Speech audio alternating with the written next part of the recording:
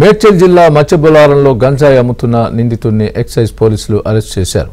నిందితుడి దగ్గర నుంచి 2.5 కేజీల గంజాయితో పాటు మొబైల్ను సీజ్ చేశారు. కాలేజీలో చదువుతున్న నిందితుడు హేమంత్ గంజాయికి అలవాటు పడ్డాడు. గత కొంతకాలంగా హుక్కా కేంద్రానికి గంజాయి సరఫరా చేస్తున్నాడు.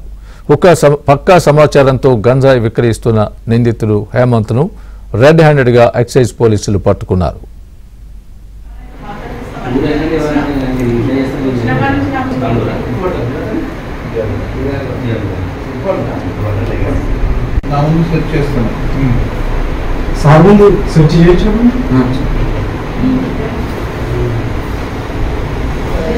తో పాటు మొబైల్ను సీజ్ చేశారు. కాలేజీలో చదువుతున్న నిందితుడు హేమంత్ గంజాయికి అలవాటు పడ్డాడు. గత కొంతకాలంగా హుక్కా కేంద్రానికి గంజాయి సరఫరా చేస్తున్నాడు. పక్కా సమాచారంతో గంజాయి విక్రయిస్తున్న నిందితుడు హేమంత్ను రెడ్ హ్యాండెడ్గా ఎక్సైజ్ పోలీసులు పట్టుకున్నారు.